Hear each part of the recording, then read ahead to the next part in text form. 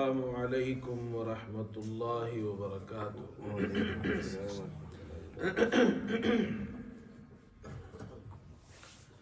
الحمد للہ وکفى وسلام علی عباده الذین اصطفى، اما بعد فاعوذ باللہ من الشیطان الرجیم، بسم اللہ الرحمن الرحیم۔ شہر رمضان الذی انزل فیہ القرآن هدى للناس وبينات من الهدى والفرقان، وقال رسول الله صلى الله عليه وسلم: من قام رمضان إيمانا واحتسابا غفر له ما تقدم من ذنبه، صدق اللہ وصدق رسولہ النبی الکریم۔ بزرگان محترم اور برادران عزیز، رمضان کے اس مبارک مہینے میں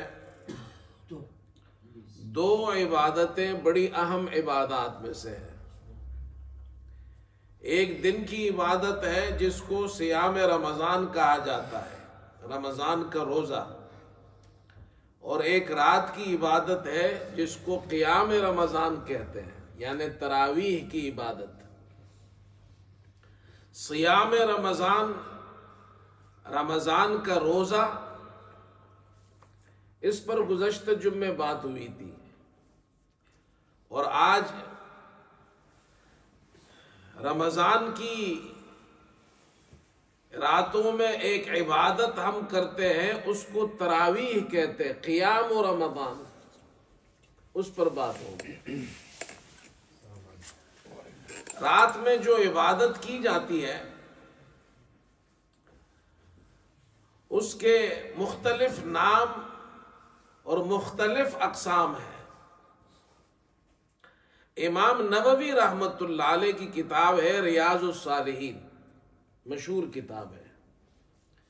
انہوں نے حدیثیں جمع کی ہے، مختلف ابواب اور چیپٹر اس میں لائے ہیں۔ تو رات کی عبادات اور رات کی نمازوں کے حوالے سے، رات کی عبادت کے حوالے سے وہ 3 چیپٹر لائے ہیں۔ پہلا باب انہوں نے قائم کیا ہے باب فضل قیام اللیل۔ یہ چیپٹر قیام اللیل کی فضیلت کے بیان میں ہے۔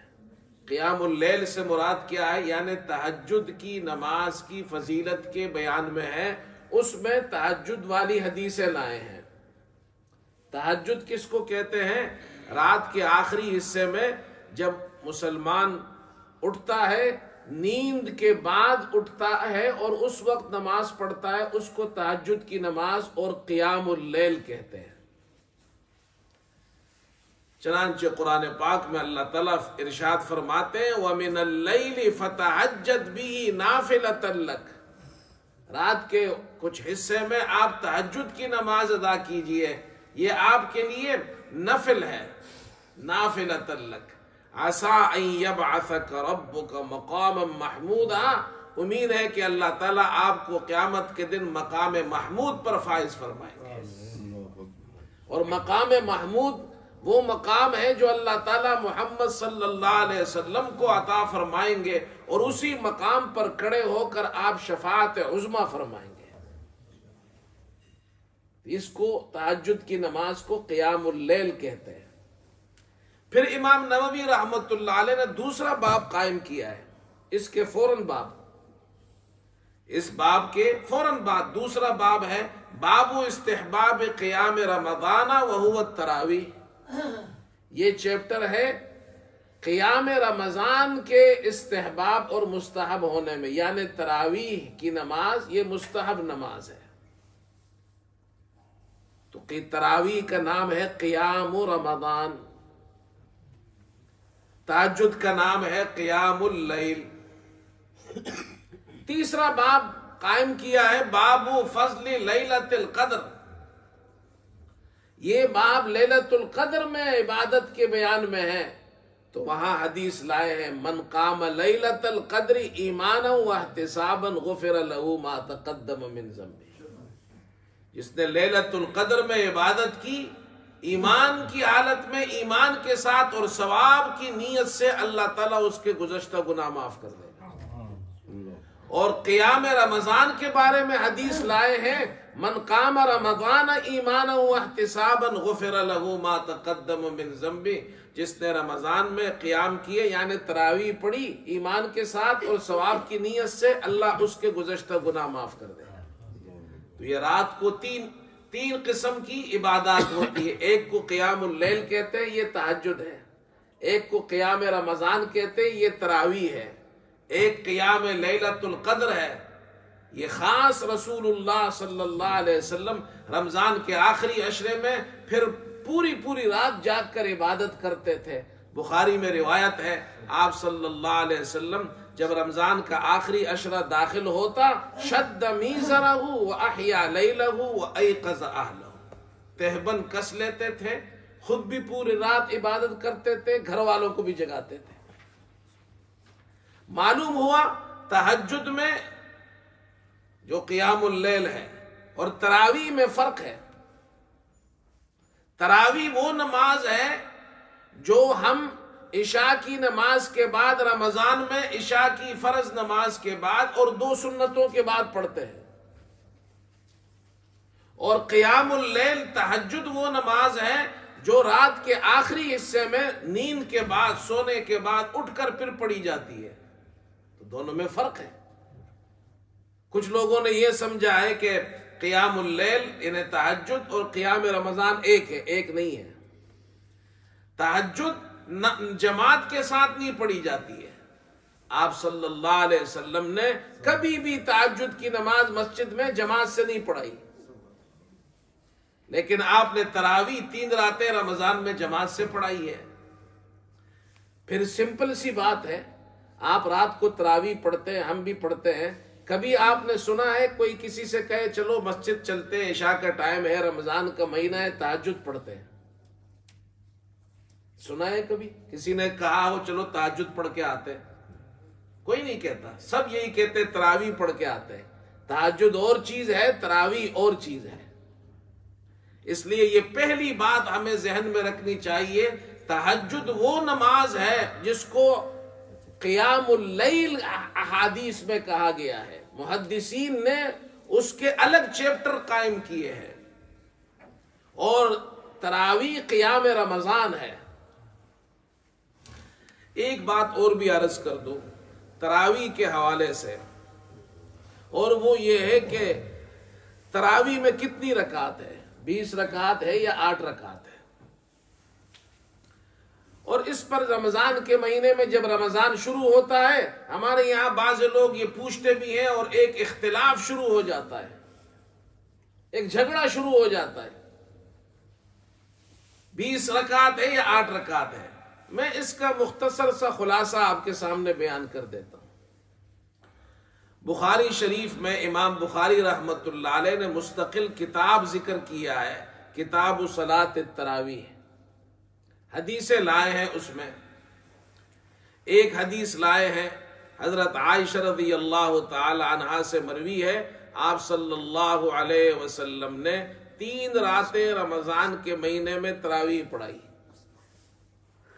لوگوں کو پتہ چلا تو 4تھی رات اتنے لوگ مسجد میں آ گئے کہ مسجد میں نمازیوں کے لیے جگہ نہیں رہی، مسجد بھر گئی، اور انتظار میں تھے کہ آپ صلی اللہ علیہ وسلم تشریف لائیں گے، 4تھی رات بھی پڑھائیں گے آپ تراویح، لیکن آپ تشریف نہیں لائے۔ صبح ہوئی تو آپ نے صبح ارشاد فرمایا صحابہ سے، انہ لم یخفى علی مکانکم ولکنی خشیت ان تفترض علیکم فتعجزوا عنہا۔ رات کو تم آئے تھے، مجھے معلوم تھا تمہاری حالت، مجھے معلوم تھا کہ تم انتظار کر رہے ہو، لیکن میں نہیں آیا، میں نے نہیں پڑھائی، اس لیے کہ مجھے یہ اندیشہ ہوا کہ اگر میں یہ ہر رات پڑھاؤں گا تو یہ نماز تراویح یہ جو نماز آپ نے پڑھائی یہ رمضان میں تم پر فرض ہو جائے گی اور تم اس کے ادا کرنے سے عاجز ہو جاؤ گے. ہر آدمی نہیں پڑھ سکے گا. 20 رکعت پڑھنی ہے مشکل ہو جائے گی. اس لیے آپ صلی اللہ علیہ وسلم نے 3 راتیں نماز تراویح پڑھائی پھر چھوڑ دی. پھر صحابہ کرام اپنی اپنی پڑھا کرتے تھے. کوئی اکیلے پڑھ رہا ہے, کوئی کسی کے پیچھے پڑھ رہا ہے. یہ حدیث بخاری شریف میں ہے. معلوم ہوا رسول اللہ صلی اللہ علیہ وسلم سے رمضان میں تراویح پڑھانا جماعت کے ساتھ ثابت ہے.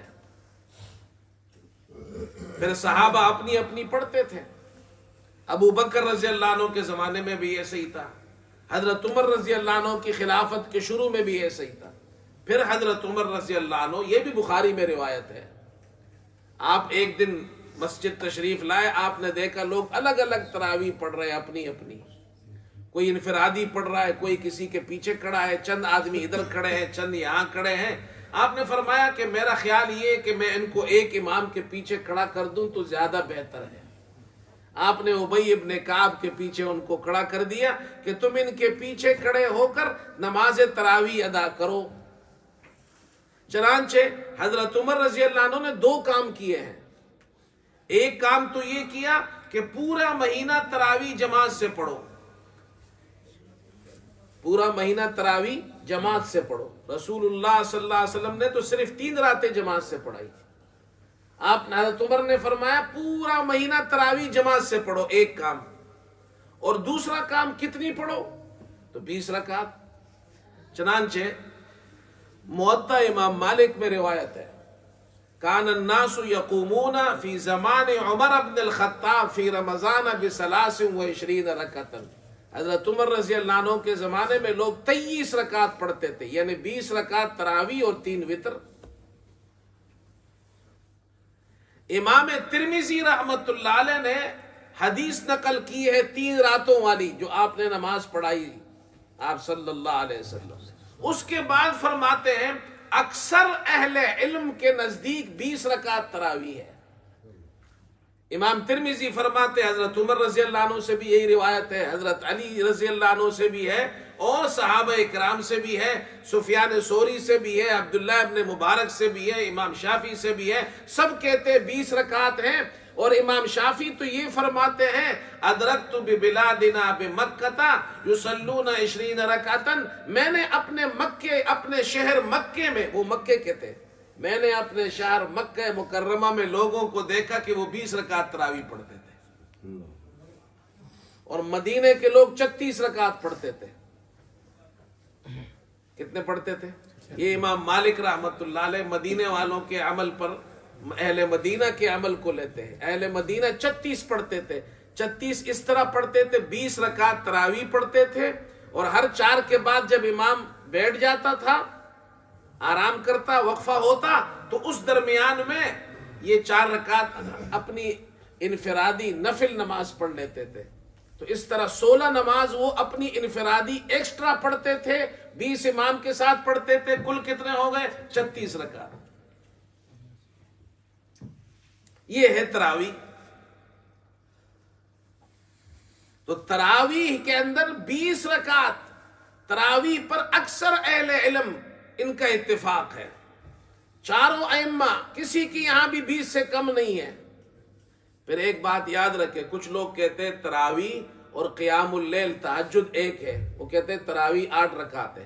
دیکھیں ہم کسی سے لڑتے جھگڑتے نہیں ہیں, ہم تو ایک علمی بات کرتے ہیں.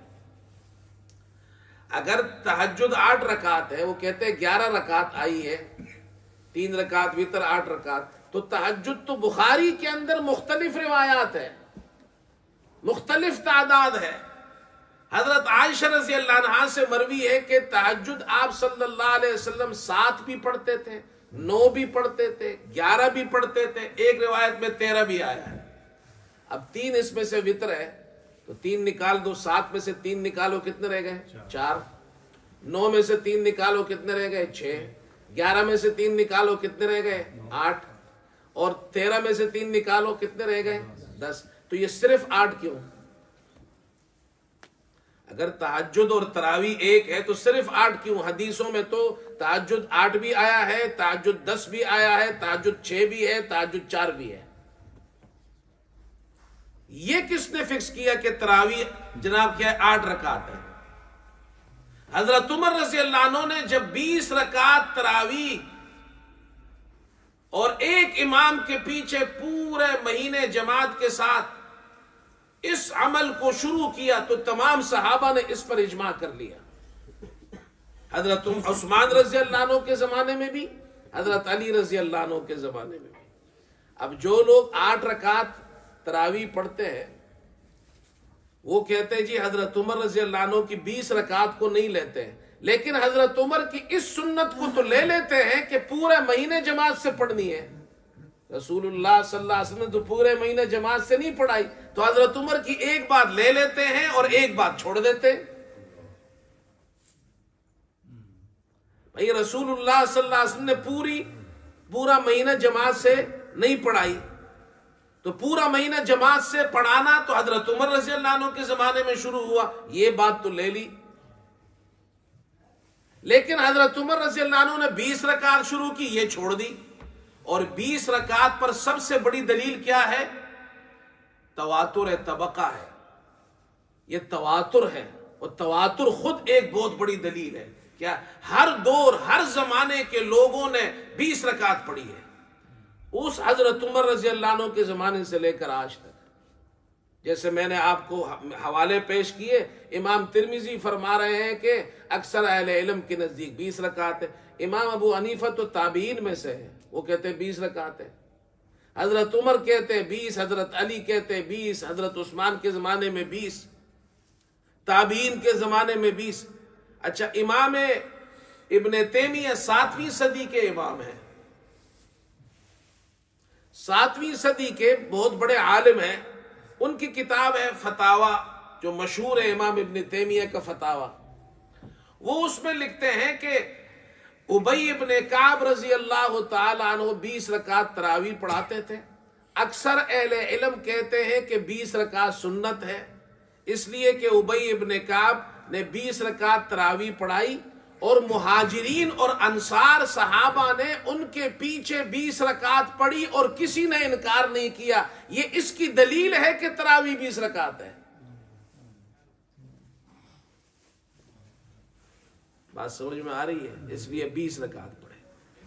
ہاں، یہ ایک بات تو ہم نے بتا دی، لیکن دوسری بات وہ یہ ہے، ہم یہاں ہماری مسجد میں الحمدللہ، مجھے یہاں تقریباً 24-25 سال ہو گئے ہیں، ہماری مسجد میں الحمدللہ کوئی جھگڑا نہیں ہے تراویح پر، اس لیے کہ ہم اس پر جھگڑا کرتے نہیں ہیں، ہم کسی کو فورس نہیں کرتے ہیں، یہ بھائی 8 پڑھتے ہو تم غلط ہو 20 پڑھو، جھگڑا نہیں کرتے، ہم پیار محبت سے سمجھاتے ہیں، اور ہمارے یہاں تقریباً سب 20 پڑھتے ہیں۔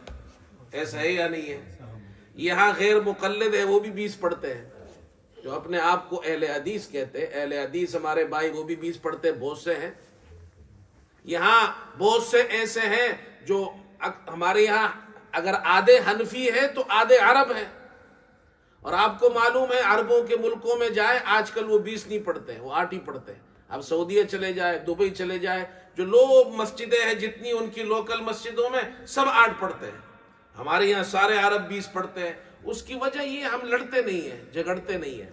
میں ایک حدیث سناتا ہوں، جب تراویح شروع ہوئی تو گزشتہ جمعے بھی میں نے سنائی تھی، اور ہر سال یہ حدیث سناتا ہوں۔ بھائی لڑنے کی کیا ضرورت ہے؟ مناظرہ کرنے کی کوئی ضرورت نہیں ہے۔ رسول اللہ صلی اللہ علیہ وسلم نے، یہ ترمذی میں بھی ہے، ابو داؤد میں بھی ہے، ابو ذر رضی اللہ عنہ سے روایت ہے، آپ صلی اللہ علیہ وسلم نے 3 راتیں تراویح پڑھائی۔ پہلی رات پڑھائی 1/3، دوسری رات پڑھائی آپ نے آدھی رات، اور تیسری رات سحری کے قریب تک پڑھائی۔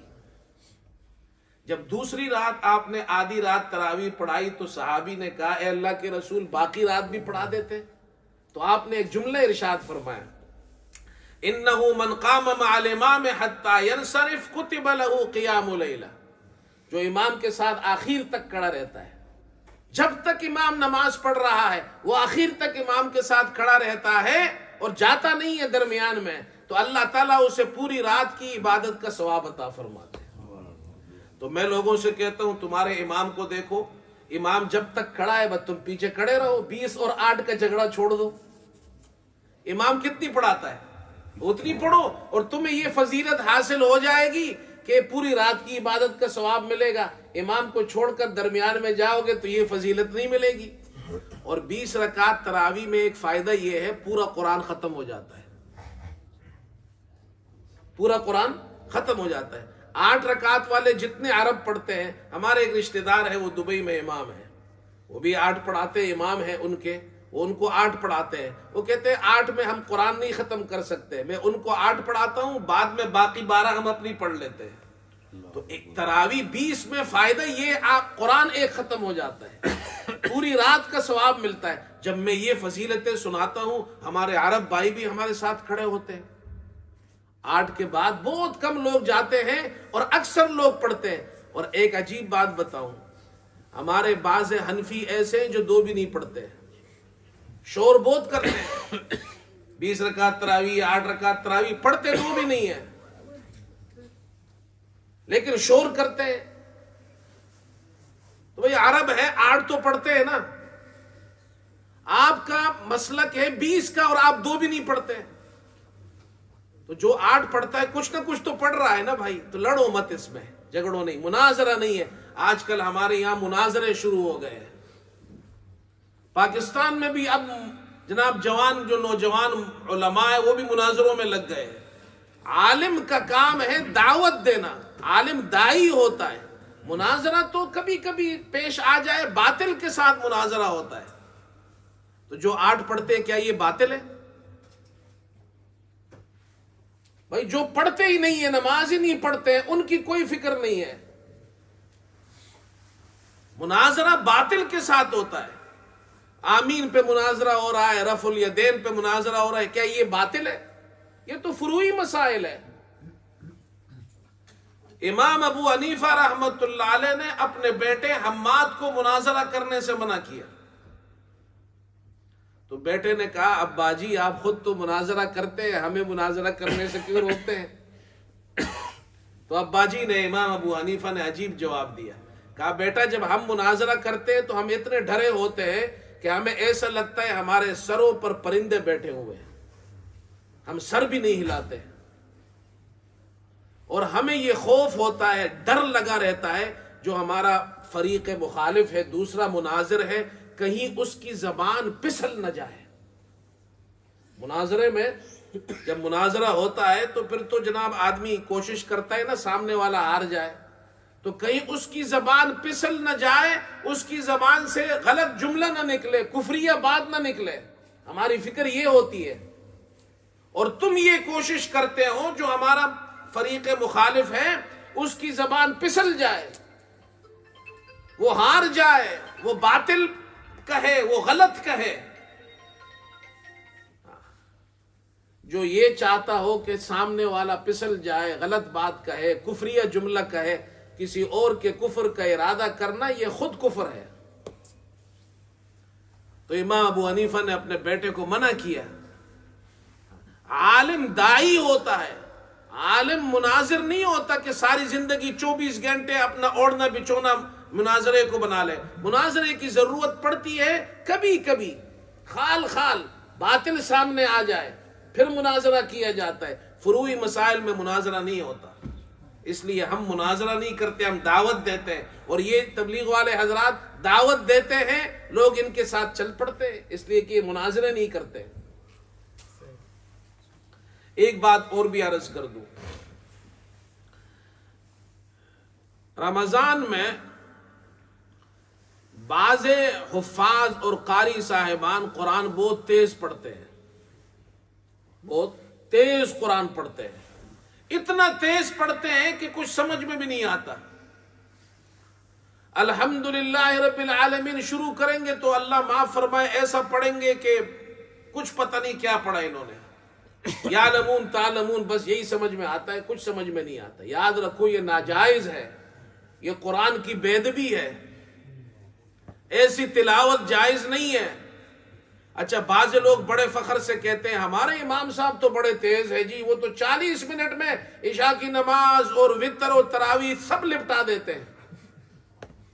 بڑے جناب کیا ایکسپرٹ ہے آپ کے امام، سارا غلط، جو تراویح میں قرآن پڑھا وہ غلط پڑھا انہوں نے، کیا ثواب ملے گا اس پر؟ علماء نے لکھا ہے قرآن پڑھنے کے 3 طریقے ہیں۔ جتنے ہمارے بچے حافظ قاری ہے وہ اچھی طرح اس کو جان لیں۔ ایک طریقہ اس کو ترتیل کہتے ہیں، ایک کو حدر کہتے ہیں، ایک کو تدویر کہتے ہیں۔ ترتیل کیا ہے؟ جیسے مجلس میں پڑھتے ہیں قاری صاحبان، قاری عبد الباسط رحمت اللہ علیہ جیسے پڑھتے تھے تلاوت، اس کو ترتیل کہتے ہیں۔ اعوذ باللہ من الشیطان الرجیم، بسم اللہ الرحمن الرحیم، الرحمن علم القرآن خلق الانسان علمہ البیان،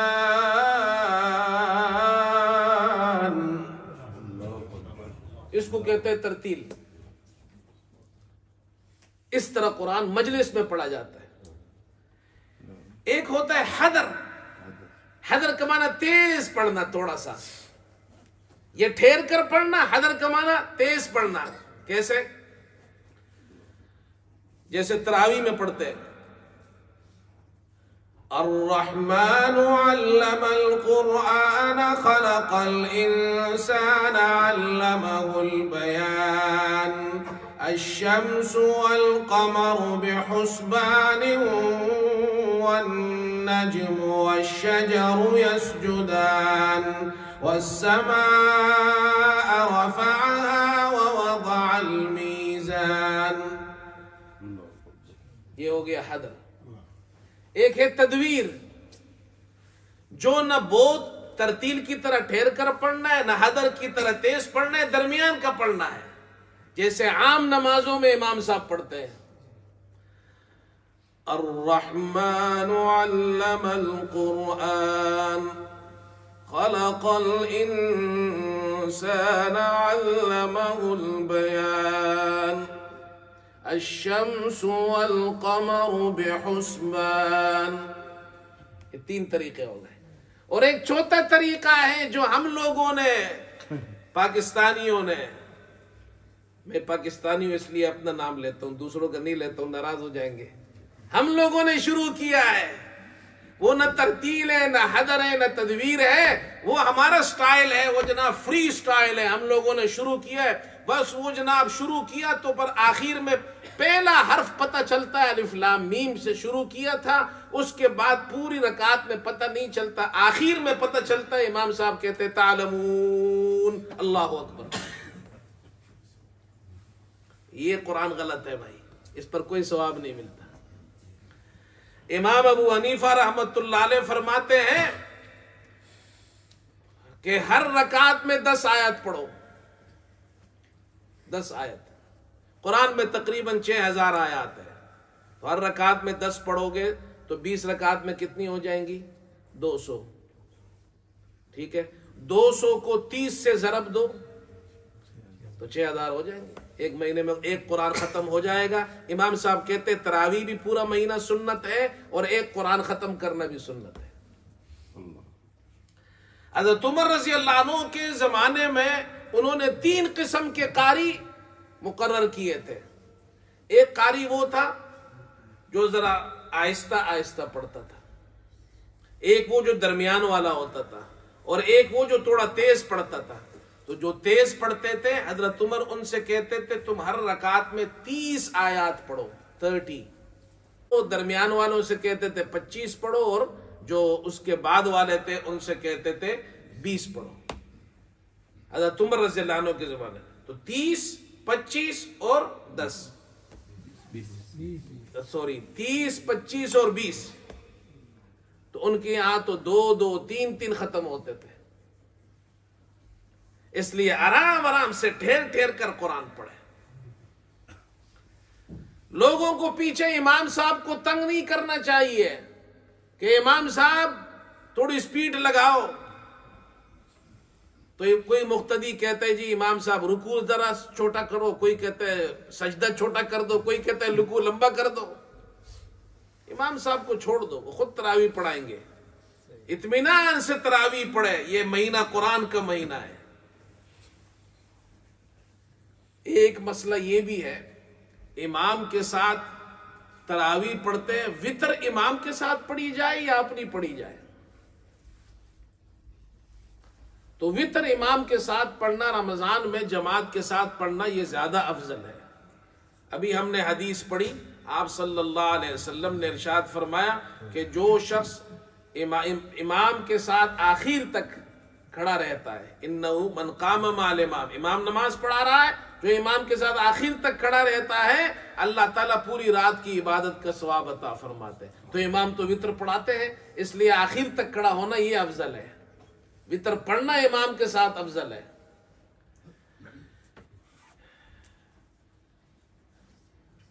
اسی حدیث میں یہ معلوم ہوا، اور علماء نے لکھا ہے کہ امام احمد بن حنبل رحمت اللہ علیہ سے، یہ عبد الرحمن مبارک پوری کی کتاب ہے تحفۃ الاحوزی، عبد الرحمن مبارک پوری یہ اہل حدیث عالم تھے۔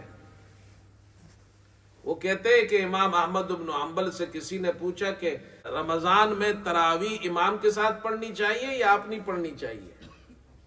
تو انہوں نے کہا کہ مجھے پسند ہے کہ امام کے ساتھ پڑھو، اس لیے کہ جو امام کے ساتھ نماز پڑھتا ہے آخر تک اللہ تعالیٰ اس کو پوری رات کا ثواب عطا فرماتا ہے۔ پھر امام ابو داؤد کہتے ہیں میں نے امام احمد کو دیکھا کہ وہ وتر امام کے ساتھ پڑھتے تھے رمضان میں، سوائے ایک رات کے کہ میں اس رات کو اس مسجد میں نہیں گیا تھا جہاں امام احمد جاتے ہیں، میں نے ہمیشہ دیکھا وہ امام کے ساتھ پڑھتے، اس لیے وتر امام کے ساتھ پڑھے، امام کے ساتھ آخر تک رہیں گے، پوری رات کی عبادت کا ثواب ملے گا۔ ایک حافظوں کے لیے ایک بات اور بھی عرض کر دوں، جو حفاظ قرآن سناتے ہیں، وہ یہ ہے کہ دیکھیں ہمارے یہاں جو قرآن ہے، پاکستان، ہندوستان، بنگلہ دیش، جو ہم لوگ عجمی لوگ ہیں، ہمارے یہاں جو قرآن ہے اس میں رکوع لگے ہوئے ہیں، رکوع کے نشانات ہیں۔ یہ رکوع کے نشانات کس نے لگائے ہیں اور یہ کیوں لگے ہیں؟ آپ عربوں کے یہاں جو قرآن کے نسخے ہیں وہ اٹھائے، اس میں رکوع کے نشانات نہیں ہیں، ہمارے یہاں ہے۔ یہ فرق کیوں ہے؟ اس کی وجہ یہ ہے، رکوع تو ہم جانتے ہیں نا، نماز میں جب جھکتے ہیں اس کو رکوع کہتے ہیں، تو عرب لوگ تو قرآن کا ترجمہ جانتے ہیں، ان کو معلوم ہے یہاں ایک مضمون ختم ہو گیا تو وہ رکوع کر لیتے ہیں۔ اب عجمی لوگ ہیں جن کو عربی نہیں آتی ہے، ان کو نہیں معلوم مضمون کہاں ختم ہوتا ہے، کہاں رکوع کریں گے۔ اس لیے ماوراء النہر کے علماء نے، ماوراء النہر یہ جو ازبکستان تاجکستان کا جو علاقہ ہے، یہاں ایک نہر ہے، اس نہر کے اس طرف جو تاجکستان، ازبکستان، یہاں بڑے بڑے شہر ہیں، بخارا، سمرقند، ترمز، اس کو عرب کے لوگ ماوراء النہر کہتے ہیں، کہ نہر کے اس سائڈ پر جو لوگ ہیں تو وہ عجمی لوگ ہیں۔ تو یہاں کے جو علماء تھے، ان علماء نے امت پر، ہم لوگوں پر، ہمارے عجمی حافظوں پر جن کو ترجمہ نہیں آتا، ان پر یہ احسان کیا کہ رکوع لگا دیے قرآن میں۔ یہاں مضمون ختم ہو گیا، اب آپ یہاں رکوع کریں، ورنہ حافظ صاحب کو تو عربی آتی نہیں ہے تو کہاں رکوع کرے گا۔ قرآن میں 540 رکوعات ہے، کتنے ہیں؟ 540 رکوعات، اور روزانہ کتنی تراویح پڑھتے ہیں؟ 20 رکعت، روزانہ 20 رکعت، 540 رکوعات ہے، روزانہ 20 رکعت، 27 راتوں میں 540 رکوعات مکمل ہو جاتے ہیں۔ یہ انہوں نے ہمارے اوپر احسان کیا ہے، علماء نے۔ لوگ کہتے ہیں مولویوں نے کیا کیا ہے؟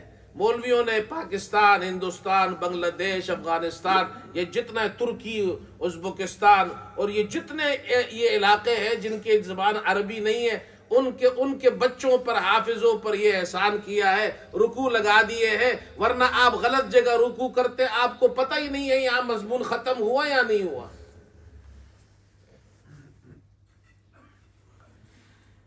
ایک بات اور بھی عرض کر دوں، ہمارے حافظ ایک غلطی اور بھی کرتے ہیں، اور وہ غلطی کیا کرتے ہیں؟ بعض حافظ، سب نہیں کرتے ہیں، وہ یہ کرتے ہیں کہ قرآن میں جہاں آیت ہے وہاں وقف کرتے ہیں نا۔ اچھا، آپ کی مرضی ہے، آپ وقف نہیں کرتے تو آپ وصل بھی کر سکتے ہیں، اس کو ملا کر بھی پڑھ سکتے ہیں۔ مثال کے طور پر اگر کوئی شخص عم یتساءلون پڑھ رہا ہے، عم یتساءلون عن النبأ العظیم الذی هم فیہ مختلفون کلا سیعلمون، آپ اس طرح وقف کریں۔ اور اگر آپ ملا کے پڑھیں گے تو کیسے پڑھیں گے؟ عم يتساءلون عن النبأ العظیم الذی هم فیہ مختلفون۔ اب عم يتساءلون نہیں پڑھیں گے، عم يتساءلون پڑھیں گے۔ مثال کے طور پر آپ والنازعات پڑھ رہے ہیں، والنازعات غرقا والناشطات نشطا والسابحات سبحا، یہ وقف کر رہے ہیں تو آپ کو درمیان میں رکنا پڑے گا۔ اور اگر آپ ملا کے پڑھیں گے تو آپ پڑھیں گے والنازعات غرقا والناشطات نشطا والسابحات سبحا۔ اب ہمارے بعض قاری کیا کرتے ہیں؟ وقف بھی کرتے ہیں اور جوڑتے بھی ہیں۔ وہ کیسے پڑھتے ہیں؟ والنازعات غرقا والناشطات نشطا والسابحات سبحا فالسابقات سبقا۔ This is wrong۔ یا تو روکو درمیان میں والنازعات غرقا والناشطات نشطا والسابحات سبحا، یا جوڑو والنازعات غرقا والناشطات نشطا والسابحات سبحا فالسابقات سبقا۔ یہ جو ہم نے طریقہ شروع کیا بعض حافظوں نے والنازعات غرقا والناشطات نشطا والسابحات سبحا، یہ غلط ہے، قرآن کے پڑھنے کے اصول کے خلاف ہے۔ اس لیے قاری صاحب کو، حافظ صاحب کو چاہیے یا تو وقف کرے، یا جوڑنا ہو تو پھر صحیح طریقے سے جوڑے اس کو۔ اسی طرح ایک مسئلہ اور بھی ہے، وقت ختم ہو گیا، اسی پہ ختم کرتا ہوں۔ یہ جو سامع پیچھے قرآن سنتے ہیں، حافظ صاحب کو لقمہ دیتے ہیں، لقمہ دینے میں بھی جہاں حافظ غلطی کرے وہی جگہ بتائے۔ ہمارے یہاں ہم ایسے ہی کرتے ہیں، جہاں حافظ صاحب غلطی کرتے ہیں ہم وہی جگہ بتاتے ہیں اس کو، پیچھے سے آیت نہیں بتاتے، ایک لائن پیچھے یا 2 لائن پیچھے سے بتائیں گے آپ یہاں سے پڑھو۔ یہ تو مدرسے میں استاد جب اپنے شاگرد سے قرآن سنتا ہے اور بچہ اس میں غلطی کرتا ہے تو استاد 1 لائن 2 لائن پیچھے سے بتاتا ہے تاکہ یہ دوبارہ آ کر ٹھیک کر لے۔ لیکن یہ تو جناب کیا ہے، کلاس تو نہیں ہو رہی ہے کہ استاد اپنے بچے کو جناب کیا ہے اس کا دوست سن رہا ہے کہ وہ خود ٹھیک کرے۔ یہ تو حافظ صاحب نے جہاں غلطی کی ہے وہی جگہ بتایا اس کو، پیچھے سے بتانے کی ضرورت نہیں ہے، جہاں غلطی کی ہے وہی جگہ بتایا اس کو۔ میں طالب علم تھا، چھوٹا تھا، تو ہمارے علاقے میں ایک بزرگ ہوتے تھے، بہت پرانی بات ہے، تو 40 سال ہو گئے غالباً، اس سے بھی زیادہ ہوں گے۔ تو ان کا ایک سامع تھا، وہ ہمارے یہاں مدرسے کا طالب علم تھا، جامعہ فاروقیہ کا، تو وہ ان کا قرآن سنتا تھا۔ وہ بزرگ قاری صاحب تھے، اس زمانے میں انہوں نے 50 سے زیادہ مصلح سنائے تھے۔ تو وہ حافظ صاحب ایک دن آئے اور بہت ہنس رہے تھے۔ میں نے کہا جی کیوں ہنس رہے ہو؟ وہ جو سامع تھا کہتے جی رات کو حافظ صاحب نے غلطی کی، اور حافظ صاحب کہتے تھے کہ جب میں غلطی کروں تو پیچھے سے بتاؤ، تو میں نے پیچھے سے بتایا، تو حافظ صاحب نے دوبارہ غلطی کی تو میں نے پھر پیچھے سے بتایا، حافظ صاحب نے پھر غلطی کی، میں نے پھر پیچھے سے بتایا۔ جب تیسری مرتبہ بتایا تو حافظ صاحب نماز کے اندر کہتے ہیں ذرا اور پیچھے سے بتائیے۔ یعنی وہ باتیں کر رہے اپنی زبان میں لیکن وہ بھی تجوید میں، ذرا اور پیچھے سے بتائیے۔ تو بھائی یہ ذرا اور پیچھے سے بتائیے نہیں ہوتا تراویح میں۔ تراویح میں جدھر حافظ صاحب نے غلطی کی آپ کو وہی جگہ بتانا ہے۔ آپ کلاس کے اندر استاد پیچھے سے بتاتا ہے تاکہ بچہ خود محنت کرے، اپنی غلطی ٹھیک کرے. تو یہ دونوں میں فرق ہے. ہم کلاس والی پریکٹس، بعض سامع کلاس والی پریکٹس وہ تراویح میں کر رہے ہوتے ہیں. تو یہاں پریکٹس کی جگہ نہیں ہے، یہ تو غلطی ٹھیک کرنے کی جگہ ہے. اللہ ہم سب کو عمل کی توفیق عطا فرمائے.